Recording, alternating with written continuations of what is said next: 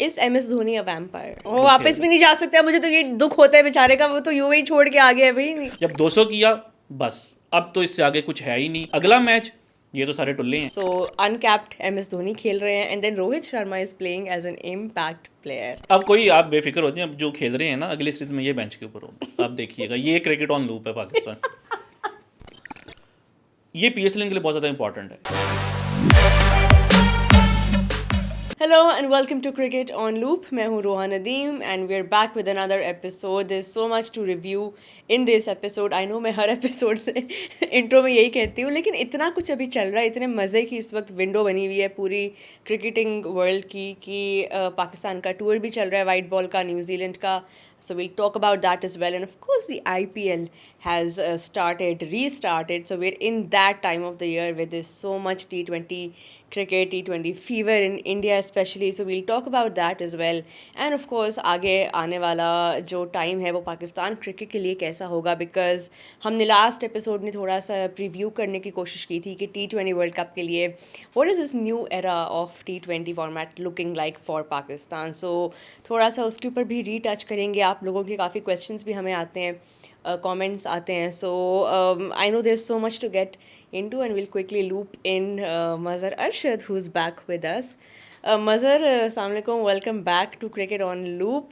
Once again मैं remind ये करा दूँ कि हम मोर और लेस लूप में ही चल रहे होते हैं, लेकिन आज हम कुछ नया लेकर आए हैं for all our viewers, because we getting a lot of messages के IPL चल रहा है, एंड उस पर हर साल की तरह इस बार भी there are so many new things that are happening. But let's start with one of the old things that has been happening in the IPL, which is the runs fest. It's like a run fest. Everybody knows that. Sunrisers Hyderabad seem to have just picked up this season from where they left it. And सुनने में आया कि बहुत ज़बरदस्त run उन्होंने किए हैं जी. 286 was scored in their match against Rajasthan Royals. And 526 collective runs. Mazhar, what happens when these guys come out to bat, especially in the IPL? Her season में एक अपर सीलिंग जो है ना वो एक्सटेंड होती जा रही है. Can we expect more of such games, 300 के अराउंड की गेम्स इन द IPL? देखिए, टूर्नामेंट स्टार्ट होने से पहले ही ये बात हो रही थी, जो आपने भी की है, कि क्या ये फर्स्ट IPL होगी या फ्रेंचाइज कंपटीशन दुनिया में जिसमें कि 300 हमें देखने को मिलेगा. और हैदराबाद ने ऑलरेडी एक इंडिकेशन दे दी है कि इट इज़ पॉसिबल. और डेल स्टेन ने आई थिंक सोशल मीडिया के ऊपर ये कहीं पे लिखा भी है, उन्होंने तो बाकायदा एक प्रेडिक्शन की है और डेट भी मेंशन की है कि इस डेट को जो है वो 300 रन हो सकते हैं. ही मेंशन्ड द डेट. या ही मेंशन द डेट. आप उनके अगर ट्विटर पे ओके, जाएंगे तो आई थिंक काफ़ी इंटरेस्टिंग है. एस्ट्रोलॉजी में आ गए हैं डेल स्टेन. नहीं, आई थिंक जिस तरीके से क्रिकेट हो रही है Yeah. कि Sunrisers they are the first franchise team in the world जिन्होंने 2 बार 280 प्लस किया है. लास्ट ईयर भी इन्होंने एक मैच में 287 किया था. तो आई थिंक RCB वाला मैच. जी जी बिल्कुल. और आई थिंक कि जो हम बात करते आ रहे हैं, जो इस टाइम बड़ा एक टॉपिक चल रहा है पिछली कोई 3-4 साल से क्रिकेट के अंदर, इंटेंट, हाई रिस्क क्रिकेट, वो उसको इम्प्लीमेंट कर रही हैं. और उसमें कामयाब इस वजह से हो रही हैं कि प्लेयर्स का एक तो कॉन्फिडेंस है, Yep. मैनेजमेंट की तरफ से उनको जो है वो कॉन्फिडेंस है. इंडिया का कल्चर जो है वो चेंज हो गया है. जो फॉरेन प्लेयर्स आ रहे हैं वो भी ऐसे ही खेलना चाहते हैं, वो ट्रेविस हेड हो या कोई और हो, एनरिक क्लासन हो. तो उन्होंने इस चीज़ को जो है वो एडमिट कर लिया कि अब हमने ऐसे ही खेलना है. और ऑब्वियसली स्किल का भी फ़र्क है उसमें. उनके जो बैटर्स हैं उनकी स्किल बहुत बेहतर है. Even somebody like Ishan Kishan, जो कि शायद किसी और फ्रेंचाइज में उनकी जगह नहीं बनती. 106 नॉट आउट ऑफ 47. एग्जैक्टली. तो आई थिंक आप जितनी उनकी बैटिंग की तारीफ़ करें वो कम है. और जो आपका इनिशियल क्वेश्चन था वो यही है कि सबको ये इंतज़ार है कि पहला जो 300 है वो कब होगा. वाओ, डेल स्टेन ने ऑलरेडी जो है वो हम सबको अब एक्साइट कर दिया. But other than Sunrisers also we are seeing a lot of great T20 batting in this season as well. Kohli 59 not out of 36 in their match against KKR. But what are we expecting in this season from Virat Kohli in terms of his batting and in terms of his approach towards batting? थोड़ा सा तेज़ खेला इन्होंने, और हम उम्मीद उनसे यही कर सकते हैं कि यही brand of cricket वो, because obviously we don't get to see T20 में विराट कोहली. So IPL में is the only time where he shines in this format and he reminds us how great he is in the shorter format as well. देखिए, लोग उनको normally one day cricket की performances के ऊपर याद करते हैं या जो उनकी टेस्ट में लेगेसी है, बट T20 क्रिकेट में भी वो आई थिंक जो अभी T20 वर्ल्ड कप हुआ था उसमें प्लेयर ऑफ द मैच थे इन द फाइनल। और उसके अलावा आई थिंक क्योंकि अब वो रिटायर हो गए हैं तो उनके पास वो वाला प्रेशर नहीं होगा या कि उन्होंने कोई चीज़ प्रूव करनी है, क्योंकि इवन विराट कोहली की जो प्लेस थी इंडिया की टीम के अंदर उसके ऊपर एक क्वेश्चन मार्क था before the world cup last year जो वो जीते हैं, क्योंकि लोग बात करते थे कि जी आपके पास अब इतने हाई इंटेंट वाले प्लेयर्स हैं, अभिषेक शर्मा, या तिलक वर्मा, जायसवाल, इनको आप जो है क्यों नहीं खिलाते। तो एक तो वो वाला प्रेशर अब उनके ऊपर से ख़त्म हो गया होगा क्योंकि वो रिटायर्ड हैं। देन इंडिया 2 इवेंट्स भी जीता है, तो या उनके जो फ़ैन फॉलोइंग है वो भी इस टाइम काफ़ी एक्टिव भी है, अच्छी भी है। तो आई थिंक कि वो काफ़ी फ्रीली खेलेंगे और आई वॉन्ट बी सरप्राइज कि ये in terms of strike rate जो है उनका बेस्ट एवर IPL हो सकता है। आई मीन जिस तरह का स्टार्ट वो उनकी तरफ से हमें देखने को मिला, वही मैंने अभी बात की थी कि some of the players, I mean आपने बात की ईशान किशन की, but even like players like Surya Kumar Yadav, Tilak Varma, and we are yet to see some similar sort of performances. Ajinkya Rahane, India के पास बेंच स्ट्रेंथ बहुत ज़बरदस्त है, that we have seen specially the way that they approach their ICC tournaments. और IPL का कितना role है in cultivating this sort of mindset and culture ke you will always have a B C side, you know, ready on the bench, ready to take on any team in the world. IPL ने कितना जो है contribute किया है towards the development of India's bench strength. देखिए, बहुत ज़्यादा मतलब कि 2018 के बाद जब IPL के जो टीवी राइट्स थे जब वो दोबारा से बिके थे, पहले तो वो 10 साल के थे, Yeah. तो 2018 में जब उसकी दोबारा से इवैल्यूएशन हुई तो तब दुनिया को आइडिया हुआ कि this is the biggest stage in cricket now, may be after the world cup जो सबसे बड़ी जो इस टाइम अगर कोई क्रिकेट इवेंट है तो वो IPL ही है। तो आई थिंक कि उसके बाद से कई प्लेयर्स ने, फॉरेन प्लेयर्स हैं, इंग्लैंड के प्लेयर्स थे, वो कभी IPL को सीरियसली नहीं लेते थे, लेकिन फिर हमने देखा कि वो भी इसमें खेलना शुरू हो गए। ऑस्ट्रेलिया जो है वो आप देखेंगे उनके कई ऐसे प्लेयर्स हैं जो कि इंटरनेशनल क्रिकेट को मिस कर देते हैं बट वो IPL को मिस नहीं करते। तो एक तो पूरी दुनिया की तवज्जो है इस इवेंट के ऊपर। देन ऑब्वियसली इंडिया एक बैटिंग पावर हाउस शुरू से रहा है, तो वो खेल खेल के कॉन्फिडेंस आके जब आपके बाकी के प्लेयर्स हैं वो भी इसी तरह खेलना चाहते हैं, तो इसमें कोई शक नहीं है कि इंडिया का जो इस टाइम एक टैलेंट पूल है उसमें IPL का एक बहुत बड़ा जो है वो किरदार है। और इंटरेस्टिंग बात, आप जिस तरह आपने नाम लिया ईशान किशन का, ये इंडिया की फर्स्ट चॉइस टीम के अंदर नहीं है। Yeah. जायसवाल हो गए या even to an extend Sanju Samson, ये उनकी फर्स्ट चॉइस टीम्स के अंदर नहीं आते, बट आप उनका भी अगर टैलेंट देखें तो दैट इज़ एक्स्ट्रा ऑर्डिनरी। तो आई थिंक 100% IPL का एक बहुत बड़ा रोल है कि आज अगर इंडिया ने 2 इवेंट्स जीते हैं वाइट बॉल के और बाकी भी फॉर्मेट्स में उनकी परफॉर्मेंसेज अच्छी होती हैं, तो उसमें यकीनन जो है वो IPL का एक बहुत बड़ा रोल है। अच्छा, मैंने अब एक और सवाल है IPL से related he. Is MS Dhoni a vampire? Because देखिए, that is the only explanation, because there उनकी सुपर ह्यूमन एबिलिटीज़ को आप ऐसे और कैसे एक्सप्लेन कर सकते हैं। सो आई सॉ अ क्लिप जिसमें उन्होंने सूर्य कुमार यादव को स्टम्प किया है, एंड रिकॉर्ड टाइम में उन्होंने ये स्टम्पिंग किया, एंड देख के अगेन आपको बार बार वही आपकी आंखों के आगे वही फ्लैश होता है, the peak MS Dhoni era. And it just goes on to show कि he keeps on getting better, sharper with age, even at 43 years. Young, we'll not use the word old for MS Dhoni, but how is he doing this year by year? एक तो ये है कि जैसे आपने बात की कि चेन्नई में जो इस टाइम सबसे ज़्यादा जो फॉलोइंग है किसी क्रिकेटर की तो वो MS धोनी ही है। और इंटरेस्टिंग बात ये है कि ये उनकी स्टेट नहीं है, वो किसी और स्टेट से जो कि पहले बिहार थी, अब उस आई थिंक झारखंड है, उनका ताल्लुक वहाँ से है, रांची जो सिटी है। लेकिन क्योंकि वो शुरू से पहले सीज़न से इस फ्रेंचाइज के साथ मुंसलिक हैं और आज से 4 साल पहले भी जब ये बातें हो रही थी ड्यूरिंग द कोविड के क्या ये उनका आखिरी IPL होगा, तो मुझे याद है कि उन्होंने टॉस के ऊपर डैनी मॉरिसन को ये बोला था कि डेफिनेटली नॉट, कि ये मतलब कि आप अभी भूल जाएंगे मैं कहीं पे Yeah. जा रहा हूँ। तो आई थिंक कि एक तो फ्रेंचाइज का जो उनके ऊपर ट्रस्ट है ये भी एक बहुत बड़ा फैक्टर है। देन उन्होंने इतने इवेंट्स भी जितवाए हैं और कोई ऐसा भी नहीं है कि he wants to captain the team. जब उनको लगा कि आगे लीडरशिप मौजूद है तो वहाँ से उन्होंने स्टेप डाउन किया, दूसरों को मौका दिया, लेकिन टीम के साथ जो है वो किसी ना किसी तरीके से रहते हैं।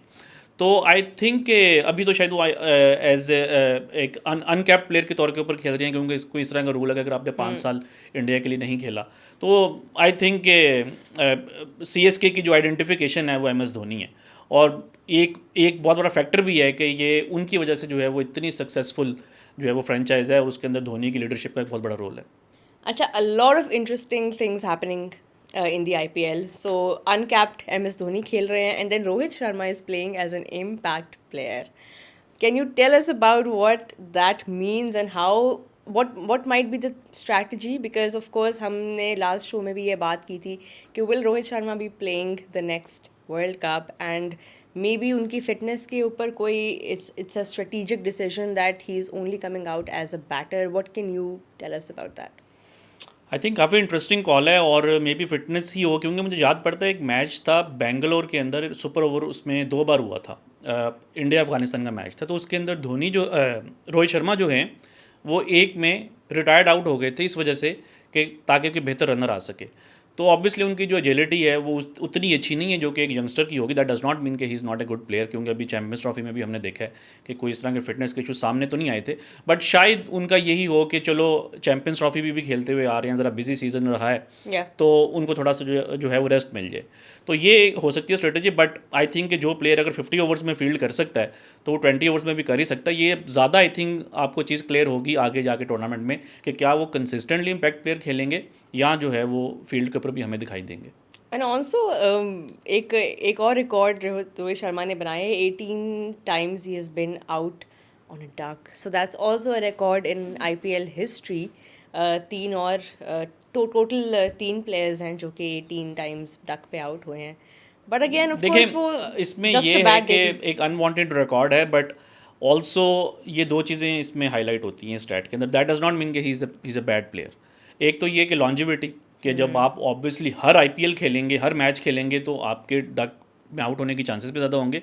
बाकी भी अगर आप नाम देखें इस लिस्ट के अंदर, ग्लेन मैक्सवेल, दिनेश कार्तिक, ये वो प्लेयर्स हैं जो कि हाई रिस्क क्रिकेट खेलते हैं। रोहित शर्मा भी अब उसी कैटेगरी में आते हैं। तो जब आप ज़्यादा चांस लेते हैं तो आप ज़्यादा जल्दी भी आउट होते हैं, और यही वजह है कि जो मोस्ट डक्स अगर आप इंटरनेशनल में या बाकी फॉर्मेट्स में देखें तो उसके अंदर अक्सर आपको शाहिद अफरीदी का नाम ऊपर नजर आता है, जिसको कि पाकिस्तान के जो लोग हैं उसको मिसयूज़ करते हैं, उस स्टैट को उसको ला के हाईलाइट करते हैं कि जी शाहिद अफरीदी के डक्स बहुत ज़्यादा हैं।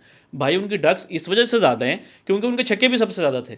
तो आई थिंक ये सारा जो है एक अप्रोच के साथ जो है ना वो लिंक्ड एक चीज़ है। बट बाकी जो एक मेच्योर कल्चर होगा वो इस स्टैट के ऊपर बॉदर नहीं करेगा। लेकिन कुछ जो हमारे एमेच्योर फैंस हैं या जो एक्सपर्ट्स हैं वो इन स्टैट्स को लेके एक ओपिनियन बना देते हैं कि यार देखो इसके ज़्यादा डक्स हैं तो ये जो है ना ख़राब प्लेयर है। बिल्कुल, अब we are moving towards a new era of T20 batting.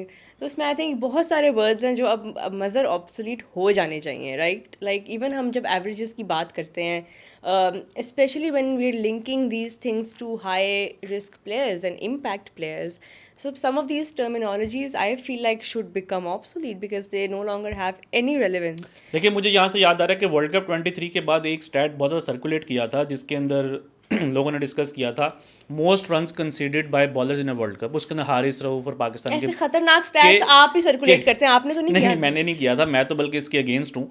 भाई उन्होंने ज़्यादा रन्स इस वजह से कंसीड किए हैं कि एक तो ये बहुत ही हाई स्कोरिंग टूर्नामेंट हुआ है। पहली बार ऐसा हुआ था कि हमने 400-400 रन्स देखे वर्ल्ड कप के अंदर, वरना इतने रन्स नहीं होते थे। इससे पहले वर्ल्ड कप में 2019 में आदिल रशीद के सबसे ज़्यादा रन्स थे, उन्होंने कंसीड किए थे, but he was part of the winning team. तो दैट डज नॉट मीन कि अगर एक प्लेयर ने सबसे ज़्यादा रन्स कंसीड किए हैं या सबसे ज़्यादा डक्स हैं तो वो कि बुरा प्लेयर है। तो आई थिंक कि स्टैट्स को अक्सर जो है ना हम लोग उसका कॉन्टेक्स्ट जो है ना वो मिस कर देते हैं। अच्छा, एक बड़ा इंटरेस्टिंग कॉन्ट्रास्ट अब मैं ड्रॉ करूँ फ्रॉम दिस डिस्कशन के 286 जो है वो हुआ है एक पार्ट ऑफ द वर्ल्ड में, और एक और पार्ट ऑफ द वर्ल्ड में एक टीम 115 रन से हारी है। सो what do we gather from that? I mean, again, I know it's a new and an inexperienced team, and there has to be a lot of patience involved. But it does really make you think कि आप इतने margins से हार रहे हैं, तो वो जो आपकी सीलिंग है जो आप अचीव करना चाह रहे हैं in terms of runs, in terms of chasing, in terms of setting a target, is this Pakistan team equipped to do that? देखिए मे बी करंटली तो ना हो। करंटली आप ये नहीं कह सकते कि पाकिस्तान भी जो है वो 250 या 280 कर सकता है या इवन 200 जो है वो कंसिस्टेंटली कर सकता है। बट आपको ये कल्चर बनाना पड़ेगा। इंडिया में ऐसा नहीं हुआ कि कोई जादू की छड़ी आई, उन्होंने एकदम से घुमाई और 280 हो गया। उसके पीछे एक बड़ी मेहनत है। इंडिया ने अगर एक वर्ल्ड कप जीता है T20 तो एक इस अप्रोच के साथ उन्होंने हारा भी था, जिस पे उनको काफ़ी क्रिटिसिज्म भी हुआ था। तो इवन वर्ल्ड कप एक हारा, ODI वर्ल्ड कप, और चैंपियंस ट्रॉफी उसी अप्रोच के साथ जीत गए। तो ये एक जो है ना वो प्रोसेस होता है जिसमें कि आपको 3-4 साल जो है वो वेट मतलब करना आप हर होगा। टूर्नामेंट हारने के बाद रीसेट नहीं ना कर लेते शुरू से सारा कुछ। एग्जैक्टली आप देखें रोहा, सबसे ज़्यादा जो इशू है ना पाकिस्तान में, जो हम माला जपते हैं ना नए प्लेयर्स की, कितने नए प्लेयर्स आएंगे। मैं आपको स्टैट्स अगर शेयर करूं तो पिछले एक साल में पाकिस्तान ने 11 प्लेयर्स का डेब्यू करवाया T20 में। टी ट्वेंटी इंटरनेशनल में 11 प्लेयर्स ने डेब्यू किया है, जो कि दुनिया में सबसे ज़्यादा है। अगर आप इसकी रेशो भी निकाल लें डेब्यू पर मैच की, तो पाकिस्तान सबसे ऊपर है। कितने 11 प्लेयर्स ये सारे? 11 प्लेयर्स के, ये आई थिंक अभी ग्राफिक के अंदर उनके नाम आ जाएंगे। अब मैं आपको उन 11 प्लेयर्स के ऊपर जो है ना एक इंटरेस्टिंग बात मतलब बताने एक लगा टीम और अलग हूं। बना इन 11 प्लेयर्स में से सिर्फ 2 ऐसे प्लेयर्स हैं, उसामा मीर एंड सलमान आगा, जिन्होंने 40 से ज़्यादा T20 खेले थे डोमेस्टिक में। होता क्या है, एक प्लेयर एक इवेंट खेलता है डोमेस्टिक का या PSL खेलता है, वो 2 अच्छी इनिंग्स खेलेगा, कोई 20 बॉल्स की, या एक अच्छा स्पेल करेगा, वो उसकी एक वीडियो वायरल होगी, वो प्लेयर जो है टीम में आ जाता है। यानी कि वो पूरी दुनिया में प्लेयर्स आते हैं कोई 70-80 मैचेस खेल के ऑलरेडी सीख के जो है इंटरनेशनल में आते हैं। पाकिस्तान में 20-25 मैचेस खेलने के बाद आप टीम में आते हैं, then you learn on the job. तो आई थिंक ये वो फैक्टर है जिसने कि पाकिस्तान को बहुत ज़्यादा नुकसान पहुंचाया है। प्लेयर्स को मौका मिलना चाहिए, बट एक और इसमें पॉइंट ये है कि आप देखेंगे अभी रिसेंटली हसीबुल्ला का डेब्यू हुआ, उस्मान खान का डेब्यू हुआ, उमैर बिन यूसुफ का डेब्यू एशियन गेम्स में हुआ था, लेकिन वो भी अभी रिसेंटली खेले हैं। अब वो तीनों प्लेयर बाहर हैं और एकदम से जो है वो नए प्लेयर्स आ गए। हारिस हसन, अब्दुल समद, हारिस नवाज, मैं इन Yes. प्लेयर्स के अगेंस्ट हूँ, सब अच्छे प्लेयर्स हैं, हारिस इज नॉट लेकिन रियली लाइक नया प्लेयर। आई मीन उनका कमबैक हुआ। comeback द पॉइंट इज कि 3 महीने पहले आपने उमैर बिन यूसुफ को डेब्यू करवाया ये सोच के कि ये हमारा फ्यूचर है, और 3 मैचेस के बाद आपका फ्यूचर चेंज हो गया। अब होगा क्या, इसी अप्रोच के साथ अगर आप जाएंगे तो अब हसन नवाज हो सकता है कि 5 मैचेस खेल के ड्रॉप हो जाए, या हारिस दोबारा जो है ड्रॉप हो जाए, अब्दुल समद ड्रॉप हो जाए।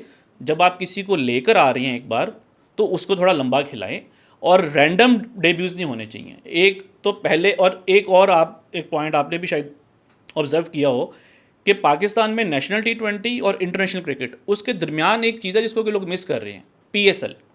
नेशनल T20 के बाद अगला स्टेप होना चाहिए PSL। पाकिस्तान में नेशनल T20 के बाद सीधा पाकिस्तान की टीम में आ जाते हैं। अब the likes of Abdul Samad, Hasan Nawaz, ये तो PSL में भी अभी एस्टैब्लिश प्लेयर्स नहीं हैं, और लेकिन आपने अब हसन उनको नवाज ने सेंचुरी की है, उन्होंने बिल्कुल अपना की है, केस जो है वो बिल्कुल की प्रूव है, किया है। लेकिन एक बैट्समैन थे न्यूजीलैंड के, रिचर्ड लीवी, सॉरी साउथ अफ्रीका के, उन्होंने न्यूजीलैंड में जाके इसी तरह एक सेंचुरी की थी, फास्टेस्ट 100 एट दैट टाइम, और वो लोगों को लगा कि एक नया शाहिद अफरीदी आ गया या एडम गिलक्रिस्ट आ गया, एंड देन वो कहीं पे हमें दिखाई नहीं दिए, क्योंकि न्यूजीलैंड में बाज़-औक़ात आपको कंडीशंस बहुत ज़्यादा फेवर कर रही होती हैं। I am not talking against Hasan Nawaz, अच्छे प्लेयर हैं, अब अगर आपने उनको खिलाया है तो कंसिस्टेंट रन भी मिलना चाहिए। बट मैं आपको सिर्फ एक एग्जांपल दे रहा हूँ कि पाकिस्तान जो है ना वो बहुत ज़्यादा चेंजेस करता है। नए प्लेयर्स अगर लेकर आ रहे हैं तो फिर उनको एक प्रॉपर मौका भी दें। मैं भी एक न्यूज़ वो पढ़ रही थी कि PCB ने एक और टैलेंट हंट प्रोग्राम स्टार्ट किया है, and I really want to talk about that because again there are so many platforms and there are so many pathways जिसके थ्रू हमें प्लेयर्स मिल रहे हैं। अगेन जो आपने भी बात की कि नेशनल T20 भी चल रहा है, फिर आपका वनडे कप का भी, वनडे फॉर्मेट में भी अब आप चैम्पियंस कप भी करा रहे हैं, आप PSL भी करा रहे हैं। सो आपकी वाइट बॉल टीम के लिए टैलेंट जो है वो काफ़ी जगहों से आ रहा है, and then now there is another new talent hunt. I don't really know the details of it, but just off the top of जो मैं पढ़ रही थी कि is there really a need, Mazhar, right now for us to have a talent hunt? Because again आपने बात भी वही की कि 11 प्लेयर्स का आपने डेब्यू कराया T20 में, इसका मतलब है हमारे पास प्लेयर्स या हमारे पास टैलेंट की कमी नहीं है, it's talent management that we don't know how to do. So it's not really कि हमें टैलेंट ढूंढना नहीं आता, हमें इतने ज़बरदस्त प्लेयर्स मिलते हैं हर साल PSL से, इस साल भी हमें मिलेंगे, लेकिन once we find these players, once we find such talent, how do we handle this talent? हम उनके साथ करते क्या हैं? हम उनको 2 सीरीज़ 3 सीरीज़ खिलाते हैं, and then why do they go back and why do they get like अपने स्किल इम्प्रूव कैसे करें वो? So I don't really know ये टैलेंट हंट की ज़रूरत है या नहीं है, बट लेकिन टैलेंट हंट को करवाने में कोई बुराई नहीं है। वहाँ से अगर कोई अच्छा प्लेयर आ रहा है, देन उसके बाद अगला जो स्टेप है वो है डोमेस्टिक क्रिकेट।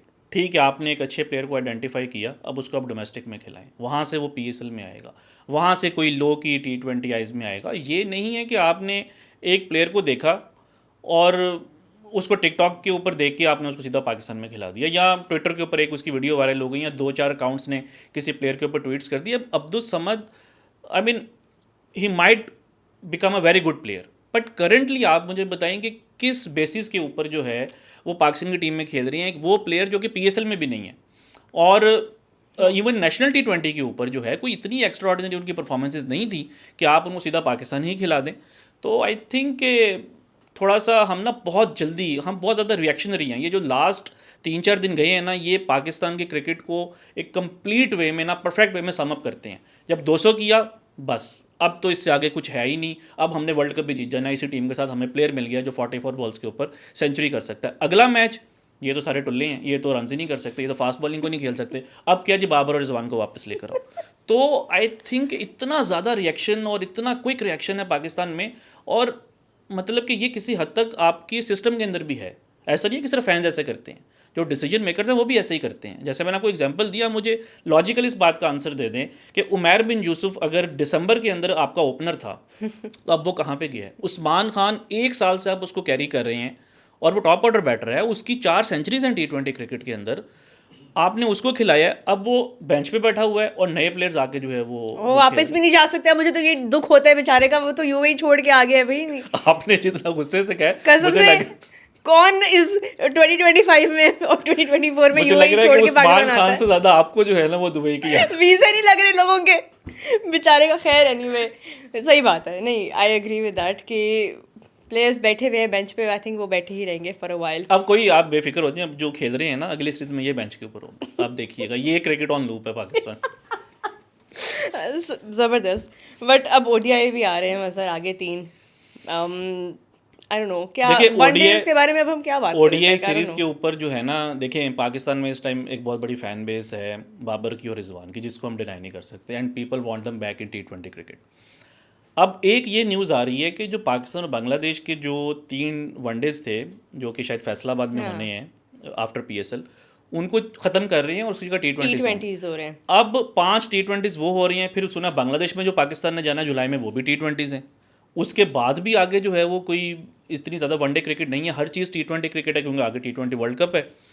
तो मैं ये सोच रहा हूँ कि अगर ये जो वो जो प्लेयर्स हैं, अगर ये T20 क्रिकेट में वापस ना आए आफ्टर पीएसएल, तो आ जाएंगे। तो बाबर जो है वो क्या फिर पूरे 1 साल के अंदर 2-4 वनडेज खेलेंगे या 2 टेस्ट मैचेस ही खेलेंगे? तो आई थिंक इन प्लेयर्स के लिए बहुत ज़्यादा ज़रूरी है, दोनों के लिए, बाबर हो गए या रिजवान या जो बाकी भी बाहर हुए हैं, इवन नसीम शाह, ये पीएसएल के लिए बहुत ज़्यादा इंपॉर्टेंट है कि वो जो इनके ऊपर क्रिटिसिज्म होता है वो दिखाएं कि भाई हम डिफरेंट वे में खेल सकते हैं, जो कि बाबर खेल भी रहे थे। आज I think But बाजिल I Khan, think PSL will be a great way and a great opportunity for देखिए रोहा Babar हमने also लास्ट to टाइम भी ये find बात back की थी कि बाबर his हमेशा form. पीएसएल में रन्स करते हैं, रिजवान भी करते हैं, द रीज़न इज साथ में बैटिंग नहीं करते। साइम अयूब का क्या साइम स्टेटस है अयूब अगर बाबर? की न्यूज़ आ रही है कि शायद पीएसएल नहीं, में, should he be playing in the PSL? Well I don't know कि ये अभी उनकी Because जो, अभी वही क्योंकि फिर उनका हमने उनका जो रीहैब है या जो उनकी इंजरी है वो किस हद तक उन्होंने रिकवर किया, अगर तो थोड़ा सा भी डाउट है तो ही शुड नॉट प्ले, क्योंकि वो भी पाकिस्तान के बहुत इंपॉर्टेंट प्लेयर हैं। आप उनको रिस्क ना करें, save him for Asia cup या T20 वर्ल्ड कप। बट अगर डॉक्टर्स ने क्लियरेंस दे दी है then maybe he can play. ये भी एक अलग एक एपिसोड है, पता है आपको, हमारा लेकिन अभी ये है रिहैब कि का, कि प्लेयर पाकिस्तान के मोस्टली इंजरीज। प्लेयर्स इंग्लैंड जाके जो है वो रिहैब करते हैं या वहाँ के डॉक्टर्स से जो है वो ट्रीटमेंट ले रहे हैं। तो आई थिंक वहाँ पे कुछ अच्छे डॉक्टर्स भी हैं। डॉक्टर जैफ जो है वो काफ़ी इन्वॉल्व रहे हैं, जो कि क्रिस्टल पैलेस के साथ भी थे, फुटबॉल लीग क्लब है इंग्लैंड में, और पाकिस्तान की भी उन्होंने काफ़ी हेल्प की है। तो आई थिंक वो कुछ अच्छे डॉक्टर्स हैं जिनसे अभी रिसेंटली पाकिस्तान ने कंसल्ट किया है। तो आई एम मतलब आई एम होपफुल कि वो एक अच्छा ही डिसीजन करेंगे with regards to Saim Ayub. अच्छा, हम बात कर रहे हैं स्टार प्लेयर्स की, और 2 नाम और हैं जो कि मिसिंग हैं फ्रॉम दिस न्यूजीलैंड जो सीरीज़ का वनडे स्क्वाड है, वो है Shaheen Shah Afridi and Haris Rauf. Let's talk about Shaheen first. There is clearly a problem. He is averaging around 80 in his last 5 matches. इस सीरीज़ में सिर्फ 2 विकेट्स वो ले सके हैं। जो 4th T20 हमने देखा, he almost got 50 runs, got hit for 50 runs, and economy में भी वो स्ट्रगल कर रहे हैं। And then in conditions where other bowlers are getting a lot of swing, a lot of movement, जहाँ पे शाहीन थ्राइव करते हैं, वहीं उसी तरह की कंडीशंस में जो है उनका रिदम भी ऑफ है। और इज़ दिस समथिंग डीपर, या मज़र मुझे ये बताएं कि कैन वी, बिकॉज जब से वो उनकी इंजरी हुई, उसके बाद से जब वो वापस आए, तब से उनकी लोग भी यही कहते हैं कि स्पीड भी कम है and he is not the same age he was before. Is that really true या is there another angle to look at this problem? How can we get the old Shaheen back? देखिए इसमें तो कोई शक नहीं है कि उनकी जो परफॉर्मेंसेज हैं वो काफ़ी नीचे गई हैं। और ये नहीं है कि कोई एक फॉर्मेट का इशू, वो तीनों फॉर्मेट्स पे हमने देखा है। टेस्ट तो वो खेल ही नहीं रहे, Yeah. और जो खेला भी था उसमें कोई ज़्यादा इफेक्टिव नहीं थे। देन चैम्पियंस ट्रॉफी में हमने देखा है कि ज़्यादा अच्छी उनसे बॉलिंग नहीं हुई, और अब न्यूजीलैंड में भी नहीं हुई। तो जहाँ पे फ्लैट कंडीशंस हों तो वहाँ पे वो स्ट्रगल कर रहे हैं। थोड़ा सा जहाँ पे हेल्पफुल कंडीशंस हैं, जिस तरह कि ऑस्ट्रेलिया में एक सीरीज़ में थी, वनडे में, या साउथ अफ्रीका में थी, तो वहाँ पे उन्होंने आउट किए भी हैं। बट इसमें एक मैं ये बात ज़रूर करूँगा कि आपका एक वो प्लेयर जिसने कि 100 आउट किए हों आपके लिए, और वर्ल्ड कप, तीनों उनके वर्ल्ड कप्स अच्छे गए हैं, Yeah. जहाँ पे कि उनकी बिलो 20 एवरेज है, बिलो 7 इकॉनमी है। तो इस तरह के प्लेयर को आप फिर एक थोड़ा सा लंबा रन देते हैं। I think he deserves it. आप 5 मैचेस के ऊपर उनको जज नहीं कर सकते, किसी के ऊपर भी ये फेज़ आ सकता है। मैं अगर 2-4 यहाँ पे नाम लूँगा तो लोग कहेंगे कि ये कंपैरिजन हो रहा है। मैं दुनिया के बड़े बड़े बॉलर्स का यहाँ पे नाम ले सकता हूँ करंटली, जिनके ऊपर इस तरह का फेज़ आया, बाद में उन्होंने रिकवर किया। अब उसमें टेक्निकल इश्यूज़ हो सकते हैं, Yeah. फिटनेस के इश्यूज़ हो सकते हैं, रिदम के इश्यूज़ हो सकते हैं, वो आई थिंक जो एक्सपर्ट्स हैं वही डिसाइड करेंगे। बट आप किसी प्लेयर को इस तरह डिस्कार्ड नहीं कर सकते। मैं आपको इसकी एक एग्जांपल दे दूं कि Naseem Shah is not part of the T20 series, he was dropped क्योंकि उनकी परफॉर्मेंस अच्छी नहीं थी। तो क्या इस सीरीज़ में आपको उनकी कोई रिप्लेसमेंट मिली है? आपको नज़र भी नहीं आ रहा होगा कि इधर कि कोई ऐसा बॉलर हो जो कि नसीम को रिप्लेस कर सकता है। जो आ रहे हैं वो 11 के ऊपर बॉलिंग कर रहे हैं, आई मीन इकॉनमी के ऊपर। जहांदाद का आप इकॉनमी देखें, अब्बास अफरीदी एक ऐसा नाम है जिसने कि रिसेंट टाइम्स में नए प्लेयर्स में थोड़ा सा इंप्रेस किया है। बट ज़मान खान आए थे, कहाँ पे गए, एकदम से गायब हो गए हैं। तो आई थिंक कि आपने बाज़ों का जब प्लेयर को ड्रॉप करने की बात करते हैं ना, तो आपकी रिप्लेसमेंट रेडी होनी चाहिए। अब आपने उनको वनडे से ड्रॉप किए, एक समय मैं तो उसको ड्रॉप भी कंसिडर करूँगा आफ्टर चैम्पियंस ट्रॉफी। तो देख लेते हैं कि अभी जो करंट प्लेयर्स आते हैं कि वो किस लेवल के ऊपर बॉलिंग करते हैं। बाकी शाहीन की फॉर्म डाउन हुई है, इसमें कोई शक नहीं है, but he still young. I think के उनको जो है वो अपनी उन एरियाज़ पे फिफ्थ T20 में, do you think कि उनको खिलाना चाहिए? Should he be rested? देखें। अगर तो वर्कलोड का इशू नहीं है तो फिर तो मतलब उनको खेलना चाहिए। मैं उनको फॉर्म के ऊपर तो नहीं ड्रॉप करूँगा। आई मीन अगर 5, जैसे मैंने बात की कि 5 मैचेस में 2 विकेट्स लेना, ये एक बैड फेस किसी के ऊपर भी आ सकता है। लेकिन अगर आपको ये लगता है कि नहीं, उनका वर्कलोड जो है वो बहुत ज़्यादा हो रहा है, ये तो अब जो डॉक्टर्स हैं वही डिसाइड करेंगे, और उसके बाद PSL भी है। नहीं, पर देन एक मैच से वर्कलोड का क्या नहीं, इफेक्ट इसलिए हो मैं जाना है? समझता हूँ कि उनको खेलना चाहिए। आप उनको खिलाएं, और क्योंकि अब आप उस पोजीशन के ऊपर आ रहे हैं कि जहाँ पे आप उनको ड्रॉप करने का सोच रहे हैं, तो आपको फिर चीज़ें मज़ीद क्लियर हो जाएंगी अगर आप उनको खिलाते हैं। अब अगर आप लास्ट मैच में किसी एक नए प्लेयर को खिला देंगे एक मैच के लिए, तो वो उसके लिए भी जो है ठीक नहीं होगा। आप अगर Yeah. अगली जिस तरह सीरीज़ है बांग्लादेश वाली, तो उसमें फिर अगर आपने किसी नए बॉलर को लेकर आना भी है, उसको आप फिर प्रॉपर रन दें, उसको खिलाएं 5 T20s यहाँ पे जहाँ पे भी होंगे, फैसलाबाद में या लाहौर में। तो आई थिंक ये एक जो है वो प्रॉपर वे होता है। हमारे यहाँ क्रिटिसिज्म बहुत ज़्यादा एक्स्ट्राऑर्डिनरी जो इसी जो आपने अभी मुझे लॉजिक शाहीन का दिया, would you also stand by this logic when talking about Shadab Khan? Because इस सीरीज में he is only taken 1 wicket in the 4 games. I know New Zealand conditions not conducive to spinners, and Shadab already उनकी dip चल रही है. क्या उनको New Zealand लेकर जाना? पहले तो बताएं कि उसके पीछे क्या थिंकिंग है. And do you also think कि जो पैच अभी शादाब का चल रहा है वो किसी का भी चल सकता है, या डू यू थिंक कि उनको काफ़ी अच्छा रन अब मिल चुका है? देखिए, अगर तो शादाब अपनी पीक के ऊपर होते हैं ना, तब भी उनसे न्यूजीलैंड में बॉलिंग नहीं होनी थी। हमने आई थिंक ये लास्ट एपिसोड में, ये नहीं है कि मैं हाइंडसाइट में बोल रहा हूँ, हमने पहले भी यहाँ पे बात की थी इसी प्लेटफॉर्म के ऊपर कि न्यूजीलैंड के अंदर शादाब कभी भी अपनी पोजीशन को जस्टिफाई नहीं कर सकेंगे एज ए बॉलर। बैटिंग में तो Yeah. आई थिंक उस तरह की अपॉर्चुनिटीज़ उनको नहीं मिली, बट आई थिंक के बॉलिंग में आप किसी भी स्पिनर को जज नहीं कर सकते। इवन आप अबरार को देखें, ही इज़ गोइंग एट 10+, ठीक है उन्होंने कुछ विकेट्स ली हैं, Abrar is a better bowler then Shadab. But I think कि शादाब को आप एक सीरीज़ के ऊपर अगर आपने उनका कम करवाया है, तो आप उनको 4 या 5 मैचेस पे जज ना करें। आपने अच्छा, मज़े की बात यह है कि अभी ये वर्ल्ड कप सॉरी ये सीरीज़ उन कंडीशंस में हो रही है जिसका कि वर्ल्ड कप से कोई लिंक नहीं है। आपका Yeah. वर्ल्ड कप श्रीलंका में है, आपने मैचेस श्रीलंका में खेलने हैं, और एशिया कप भी UAE या श्रीलंका में होगा।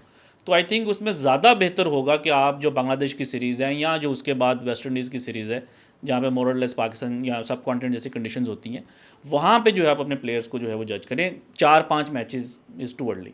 अच्छा मज़र, प्लेयर्स ने तो ऑब्वियसली थोड़ा सा स्ट्रगल किया है. बॉलर्स की हमने बात की, of course that's an area that really has been exposed, and I would use the word exposed here, क्योंकि वही जो एक डिप ऑफ फॉर्म थी जो चल रही थी, not just from the champions trophy but from the last world cup, वो दोबारा से हमें देखने को मिली. बट अगर हम कैप्टनसी की बात करें, लीडरशिप की बात करें, सलमान अली आगा का पहला challenge as T20 captain was not easy at all. So New Zealand में again an inexperienced side, and then New Zealand में खेल रहे हैं, and of course we all know उनके प्लेयर्स अपनी कंडीशंस में, हमने जब लास्ट ईयर भी खेली थी सीरीज़, हम वहाँ पे तब भी हारे थे.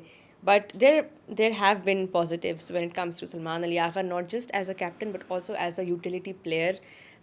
He's handy with the bat, he's handy with the ball as well, and of course उनकी communication जो हम सुन रहे होते हैं स्टम्प माइक से कभी कभी आवाज़ें आती हैं. He has a cricketing brain for sure. Do you see him as a future captain, a proper serious contender for this long term captaincy? देखिए, इंटरेस्टिंग बात ये है कि आज से मे बी 1 साल पहले या 6 महीने पहले सलमान आगा जो हैं वो किसी भी लेवल के ऊपर शायद कैप्टनसी के कैंडिडेट नहीं थे, वरना उन्होंने हम PSL में जो है वो कहीं ना कहीं कैप्टनसी की होती. नेशनल T20 में एक बार की थी सदर्न पंजाब के लिए, वो भी काफ़ी साल पहले था. तो वो आई थिंक एक एक्सीडेंटल कैप्टन थे, क्योंकि जब आपने बाबर को भी ट्राई कर लिया, शाहीन को भी ट्राई कर लिया, रिजवान को भी ट्राई कर लिया, तो आपको लगा कि नहीं यार अब हमने मूव ऑन करना है, तो आपने एक ऐसा प्लेयर लेकर आए जो कि टीम में ही नहीं था. 2010 में इस तरह ही मिसबा के साथ हुआ था कि उनको लेकर आए थे कि यार चलो अभी ज़रा टीम के हालात ख़राब हैं तो ये उन चीज़ों को फिक्स करेगा, और उन्होंने 7 साल पाकिस्तान की कप्तानी की. तो आई थिंक पाकिस्तान ने चांस लिया है आगा के साथ, जैसे आपने बात की कि वो एक अच्छे क्रिकेटिंग ब्रेन है, इसमें कोई शक नहीं है कि अगर तो चल गया तो यही हमारा कैप्टन है, वरना हम शादाब या किसी और की तरफ जो है वो फ्यूचर में जाएंगे. तो अभी जो अच्छी चीज़ मुझे उनकी लगी ना वो ये थी कि वो ऊपर आई हैं नंबर 3, जो कि वहाँ पे ही वो खेल सकते हैं. अगर वो नीचे आएंगे तो कभी भी अपनी पोजीशन को जस्टिफाई नहीं कर सकेंगे. तो आई थिंक कि एज ए कैप्टन जो है वो जो पाकिस्तान का जो एक हम जो बात कर रहे हैं एक डिफरेंट ब्रांड ऑफ क्रिकेट की, वो उसके ऊपर जो है ना अग्रीड है. मतलब कि बाज़ औक़ात ये होता है कि आपके कोचेज़ कुछ और चाह रहे होते हैं, सिस्टम कुछ और चाह रहा होता है, लेकिन आपके प्लेयर्स नहीं चाह रहे होते. For example I can openly से कि बाबर और रिजवान को अगर आप ये बोलेंगे कि आपने एक डिफरेंट ब्रांड ऑफ क्रिकेट से खेलना है, तो मे बी उनके लिए वो चीज़ इंप्लीमेंट करना मुश्किल हो. दैट डज़ नॉट मीन कि वो बुरे प्लेयर्स हैं, बट एक स्ट्रेटजी को चेंज करना उनके लिए शायद मुश्किल था. सलमान आगा उसमें जो है ना उनकी जो थॉट्स थी वो अलाइंड थी with PCB management, establishment, selectors के हाँ ठीक है मैं इस स्ट्रेटजी को लेकर चल सकता हूँ. ये एक बहुत बड़ी रीज़न थी कि उनको जो है वैसे एज ए कैप्टन लेकर आए हैं. बट वो नंबर 3 पे कितनी देर खेल लेंगे? आई थिंक जब तक तो वो हैं, अगर तो आपके बाकी प्लेयर्स इस तरह नहीं आते तो फिर तो वही रहेंगे. इवन अगर साइम और फ़खर आ भी जाते हैं आई तब थिंक भी आपको लगता है सलमान 3 पर? आई थिंक फिर उसमें ये होगा कि हसन नवाज़ या हारिस इनमें से कोई प्लेयर ड्रॉप हो जाएगा. अगर तो साइम और फ़खर आपके टॉप 3 के अंदर है, देन सलमान जो है वो 3 या 4 के ऊपर जो है वो हमें खेलते हुए दिखाई देंगे. But that's the only way he can fit into this team.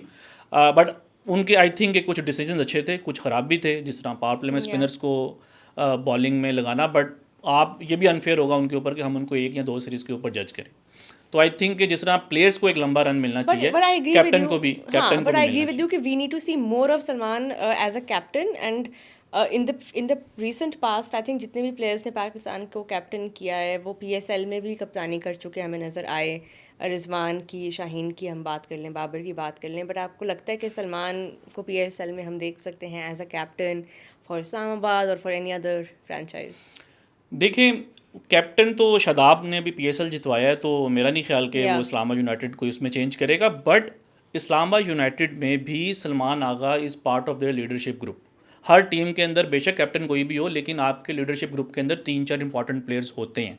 जिस तरह जब बाबर कैप्टन थे तो Rizwan was part of that group, Shadab was part of that group, जिनसे का मशवरे लेते हैं. तो सलमान आगा और शादाब मशवरे लेना एक और चीज़ है, नहीं, लेकिन तो कई डिसीजन मेकर्स, कई मतलब कि एक आपका जो प्लेयर है वो आपको मशवरा दे सकता है कि यहाँ पे किस बॉलर को आपने लेकर आना है या बैटिंग ऑर्डर क्या होना चाहिए.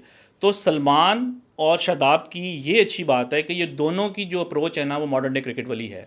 बेशक अभी वो इम्प्लीमेंट नहीं हो पा रही, बट उनको ये पता है कि अगर हमने फ्यूचर में एक अच्छी टीम बनना है तो हमें ये चांसेस लेना होंगे. मेरे घर में भी मेरी छोटी बहनें ना वो मशवरा देती हैं, वो लीडरशिप ग्रुप में है, उनको लगता है, लेकिन एक्चुअली मैं कैप्टन कोई और नहीं. लेकिन इसमें मैं आपको श्योरिटी के साथ कह सकता हूँ कि ये वो वाला सीन नहीं है. उनके मशवरे को वैल्यू भी किया जाता है. इस्लामाबाद का थिंक टैंक जो है वो बड़ा सॉलिड है और उन पे प्लेयर्स का उनकी कितनी कंट्रीब्यूशन को वो वैल्यू करते हैं. And I know Salman Ali Agha ने उनकी पर्सनल डेवलपमेंट और ग्रोथ में इस्लामाबाद यूनाइटेड का कितना बड़ा रोल है, जितना हमने उनको पिछले 2 साल में डेवलप होते हुए देखा है एज अ प्लेयर.